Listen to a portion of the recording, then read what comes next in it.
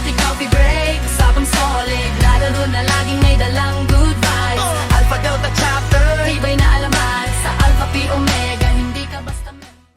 Magandang umaga, magandang gabi, magandang tanghali kung masan man kayo. Ito kami muli, Coffee Break with Clem and Bombi. Ako si Sis Clem, Apo Alpha Delta, batch 99B. And together with me, my co-host, Brother No Words, No Pressure, 96B, Alpha Delta. Ayun. Ano ba ganap natin, sis? Mukhang may bisita tayong Year of the Dragon. Batch at saka looking 1976. forward din ako. Kaya excited. Sige, sisimulan na natin. Introduce mo muna, Hindi. bro. Okay, sige. Nanggaling siya sa batch name nila, Saraba 1. Actually, tatlo sila. And yun. Wala na yung dalawa. Rest in peace, mga brothers. 76A, sila ang kauna-unahan na batch ng 1976, which is Year of the Dragon. Okay? Ayun. Without any further ado, let's have a coffee break with Matthew Jose Docena. Brother, pasok. Good morning. Hello guys. Good morning. Good Ayun. morning. Ayun. Sis, Tol, sisimulan na namin. Sige.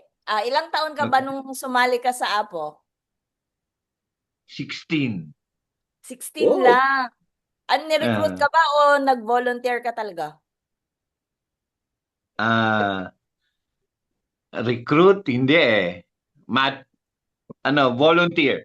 Pag-graduate namin ng high school, kasi kami yung pioneering SRB eh. Ako yung first batch ng SRB. Yung si Ray at saka si Ray Fillard at saka si Sunny Bataw, mga chartered members yan. Tapos pag-graduate namin ng high school, March,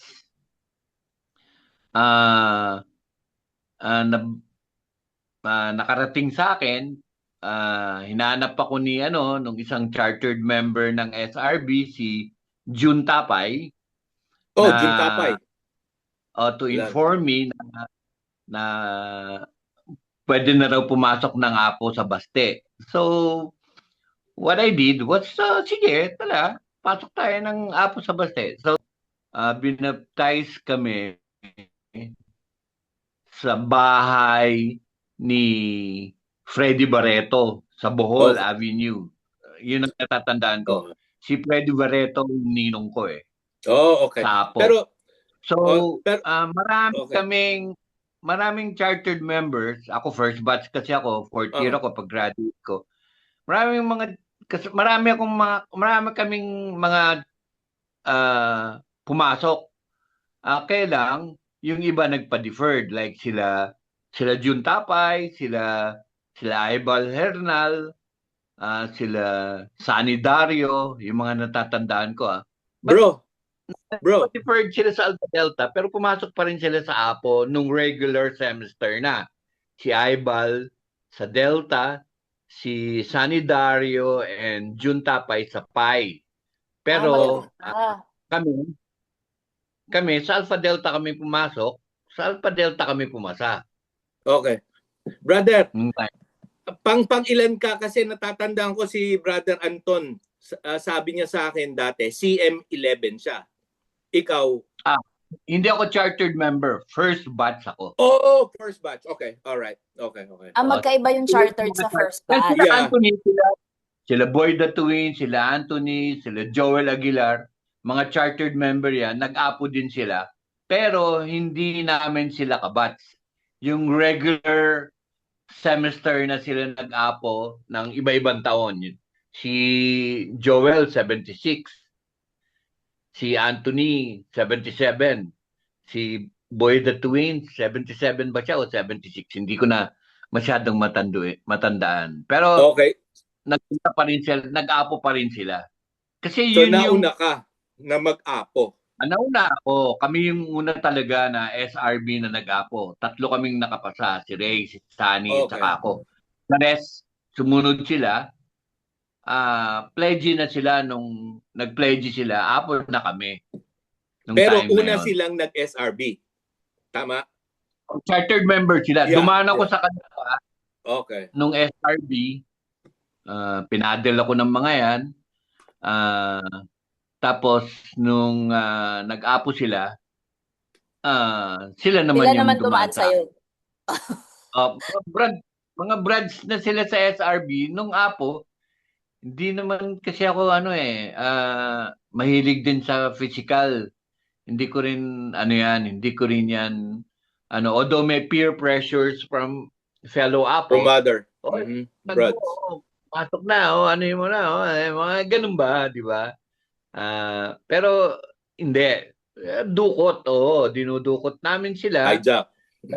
Physical, pain, hindi ako nag-inflict sa kanila ng physical pain, more on challenges, more on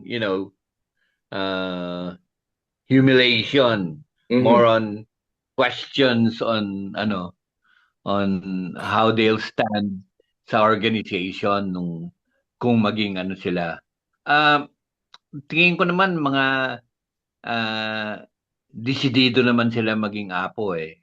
Kaya Okay. nga yung iba na-delay lang sila sa regular semester sila nag-apo. Pero kami, ako, si Ray at saka si Sunny, ang nakalusot through and through nung first sa Alpha Delta. Yun yung gustong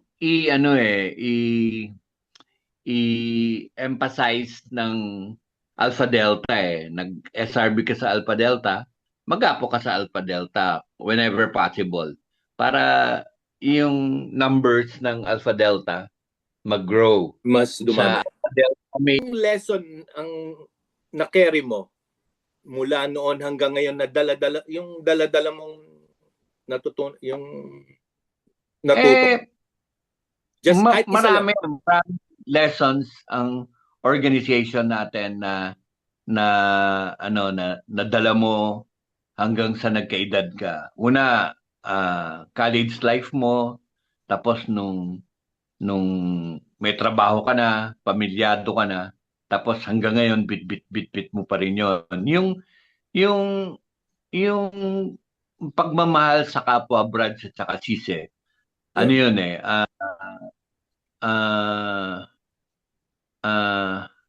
Open secret sa atin yon. Diba? Through your actions, makikita mo na mahal mo yung organization, mahal mo yung Brad and Sis mo. Yun ano ko yun. Bit ko yun hanggang sa naging active ako sa mga iba-ibang APO organizations.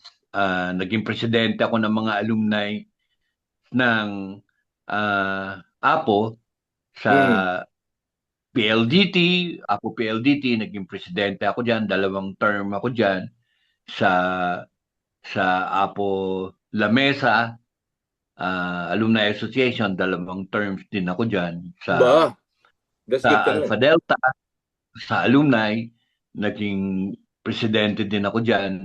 Talaga? Alpha Delta alumni. Yes. Term ko yung naging na-register yung Alpha Delta Alumni Association sa council. Kasi nahihirapan tayong magpa-register sa council during those times. Nung ako na yung inelect nilang presidente sa chapter, na-facilitate ko together with the officers I have, sila Reggie Canoy, rest in peace, Reggie. Reggie Canoy, sila Jojo Olivero, sila Kay, na-facilitate namin and others na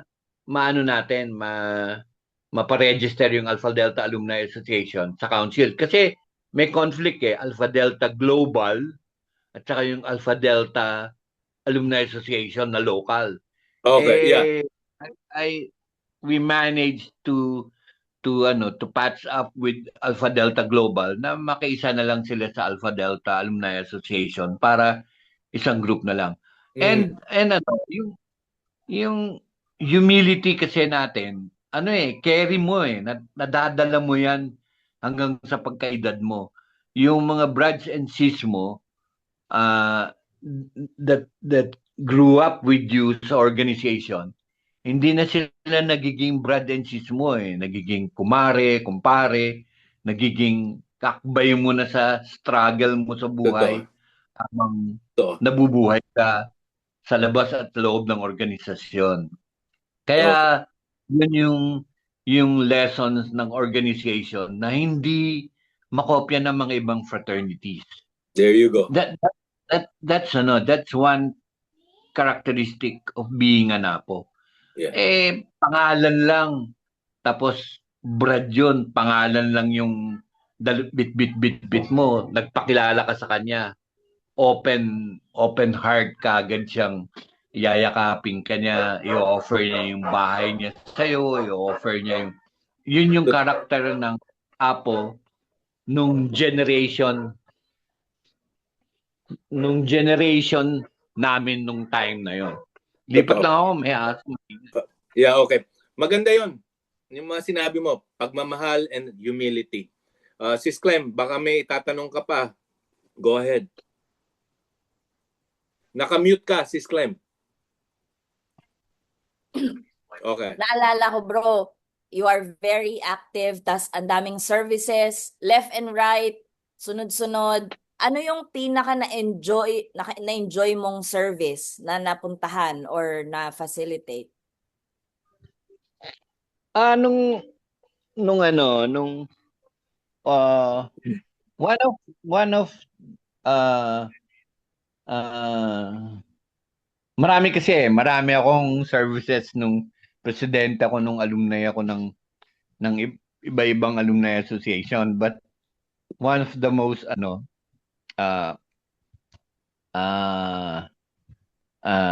I remember is yung nakapag tree planting kami sa Apo La Mesa na almost That's a good one. More than 5,000 trees ang naitanim namin sa Ipo Dam sa Bulacan. In-invite ko yung Teka, mag-heart rate din ako.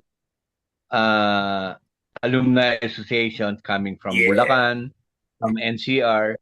So, 5,000, grabe. Tapos yung lugar na pinuntahan namin sa Ipodam, napakaganda. Magbabangka ka muna bago ka makarating dun sa site. Nung inorganize namin,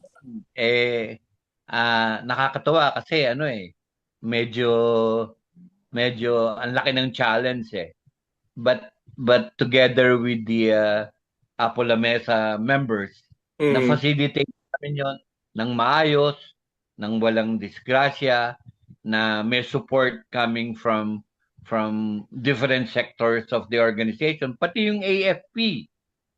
Wow. Nag-provide sa atin ng trucks para may masakyan yung mga brads and seats papunta dun sa site. Tapos pagdating dun sa site, may mga bangka na sasakyan mo para daling ka dun sa site kung saan ka mag-tree planting.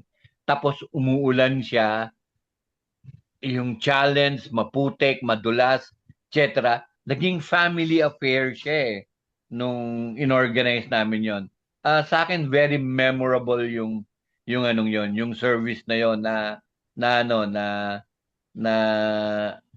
vivid sa akin yung mga nangyari, na nakakatuwa na nagsama-sama yung mga ibang organisasyon, nagkakilala yung mga ibang brads from different alumni association, yung Gamma Kappa, ayun pala yun. Okay. Bulacan, yung iba-ibang chapters dito sa NCR, and then I really felt humbled na accomplish namin yon nung time na yon. Tapos what's very intriguing for me nung time na yon, kasama ko na inorganize yun yung head ng Ipodam, Beta Sigma. Okay. Beta Sigma siya, frat niya. Tapos ano rin siya, all out din siya sa atin. Talagang tinulungan niya tayo.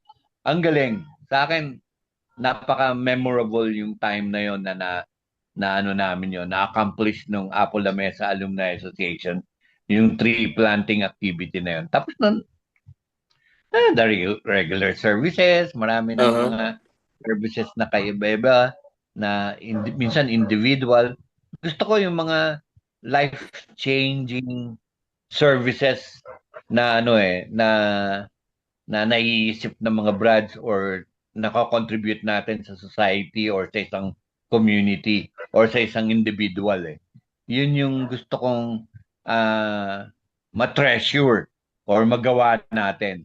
Kasi bombarded na tayo with medical, dental, etc. So mag-isip tayo ng iba naman. Ano na yan kumbaga sa atin regular meal na natin yon. Okay. We've already memorized it like the palm of our hands na kaya na natin gawin yan in such a short period of time.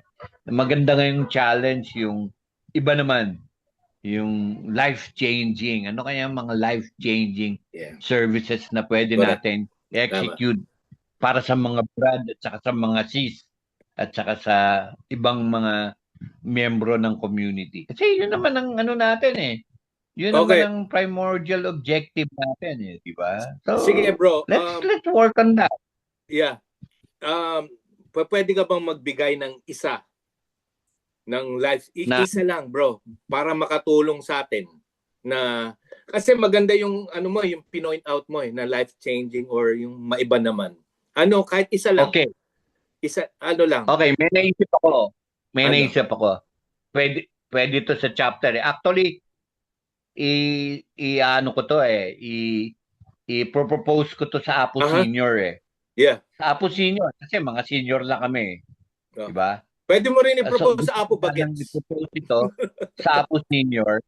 Kakusapin ko si Tony Reyeg, yung presidente ng Apo Senior, at i-propose sa kanya yung service na sa chapter, pwede rin to.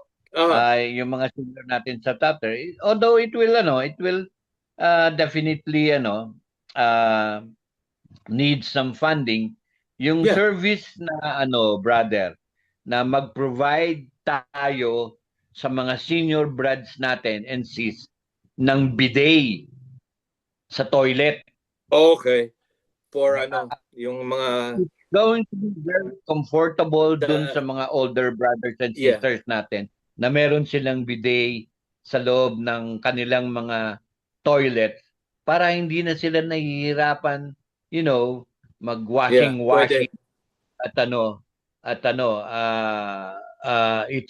it's going to be a comfort for them and their families kung ma-facilitate natin yon.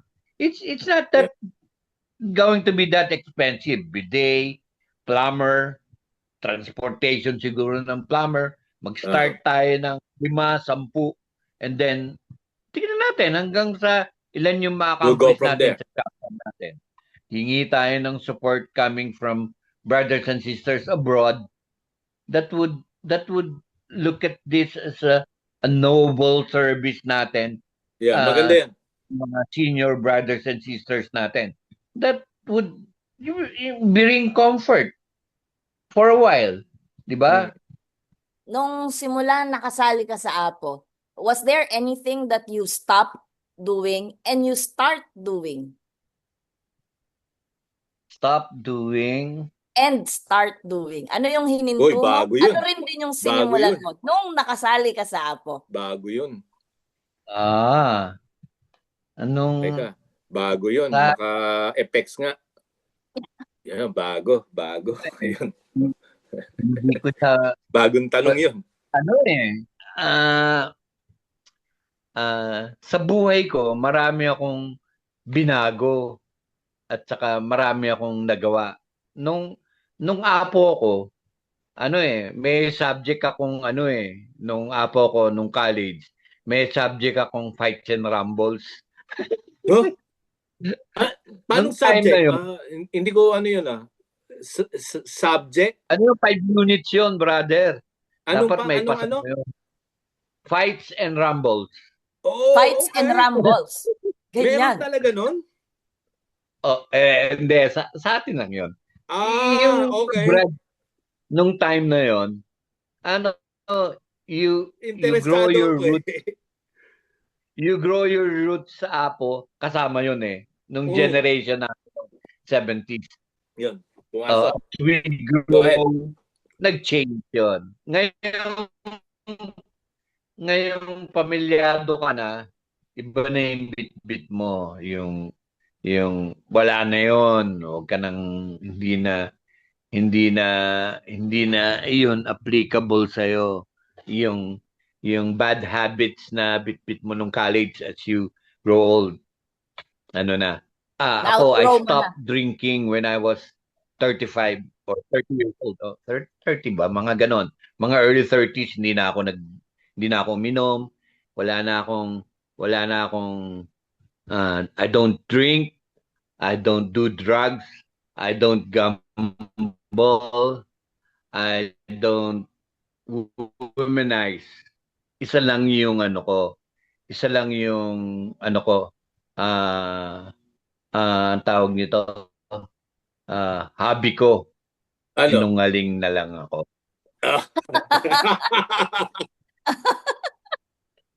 Yun yung ipinalit ko. Hindi na That's a ako good- nagaganon. Okay.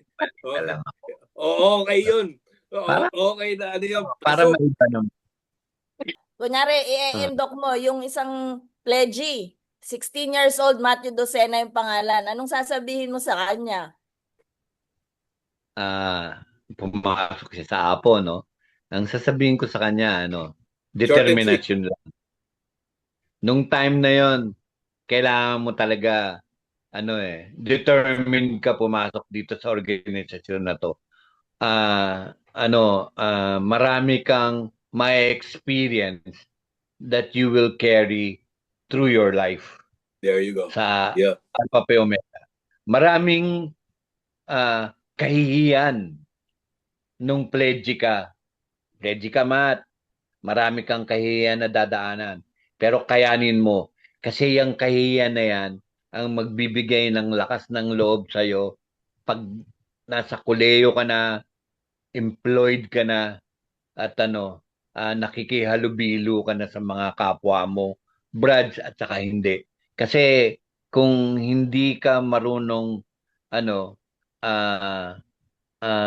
kung hindi mo kakapalan ng mukha mo, hindi mo matra-translate sa kanila kung ano talaga yung nararamdaman mo. And that Okay. would carry you through your life, through your promotions, through negotiations.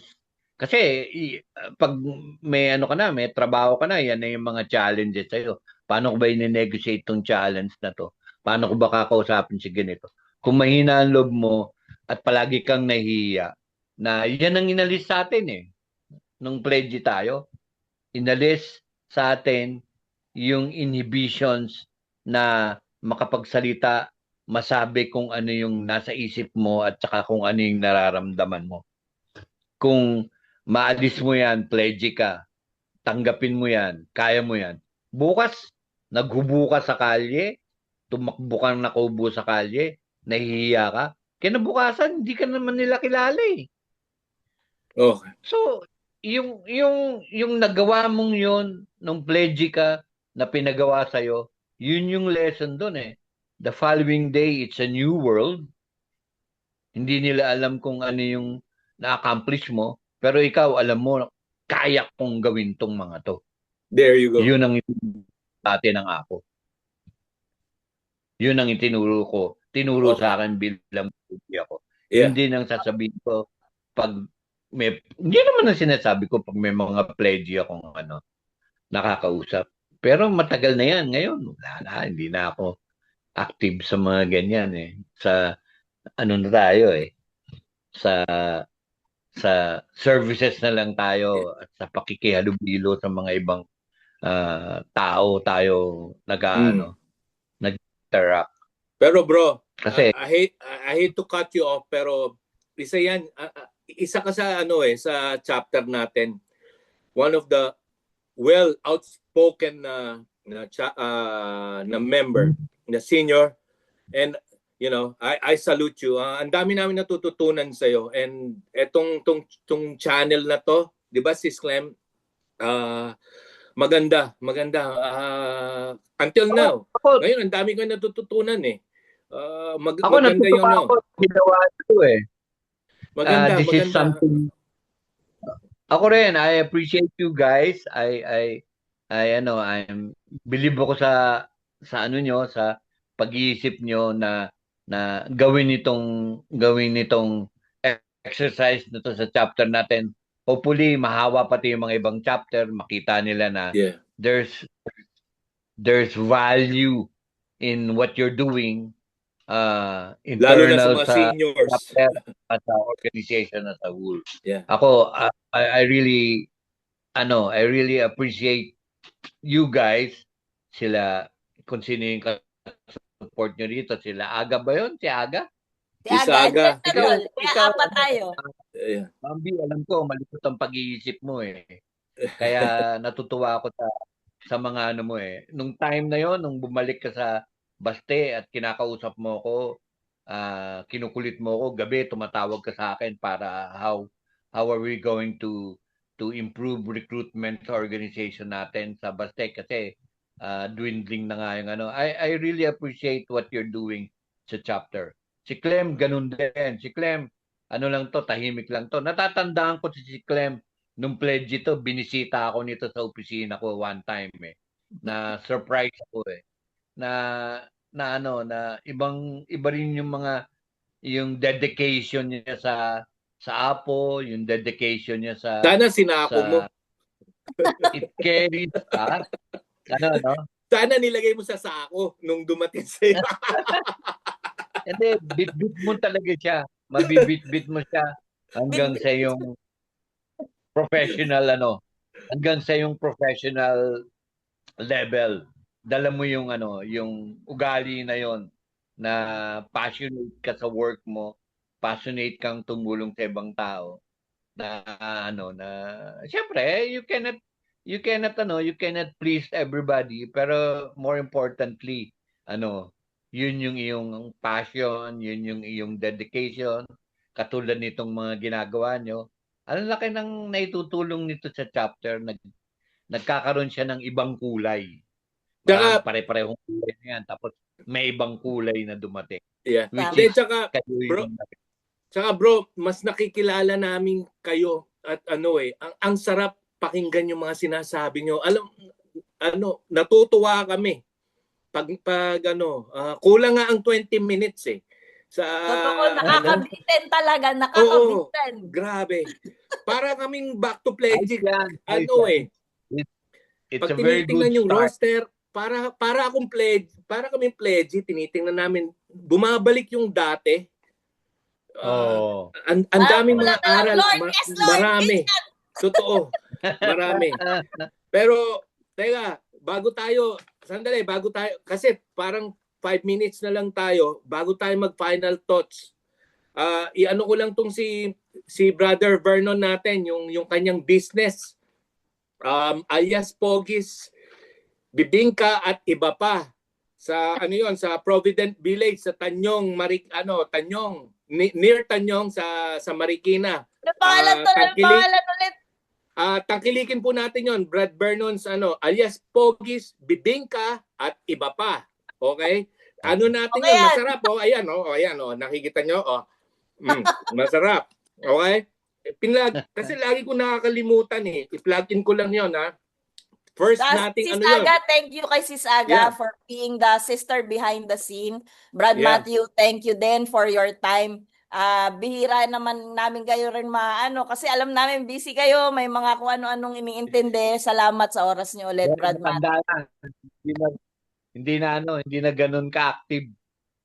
Hindi, pero isa ka sa mga pundasyon ng Alpha Delta. Thank you so much. Totoo yun. Totoo. Sige, thank you guys. And I hope I was able to contribute positively dito sa inyong mga activities na to na napakaganda at inspiring. Yeah. Okay? Salamat, Tol. Kayo, ano. Thank you, it's- Ben. it's Thank your, you, guys. Everybody, Alright. thank you. Tandaan po natin, Mm. itapon ang mali. Pulutin natin ang tama. O, Okay. sabay-sabay tayo. Pusong apo, dugong baste. Okay, 1, 2, 3. Pusong Pusong apo, apo. Ako, dugong baste. Dugong Dugong baste. Okay. Maraming salamat po. Maraming salamat. Okay. Walang kapantay Alpha Delta Chapter Hindi matinag Advice para sa members Mula sa mga Yo, elders no worries, no pressure. I'm in the zone. Sa Alpha Delta.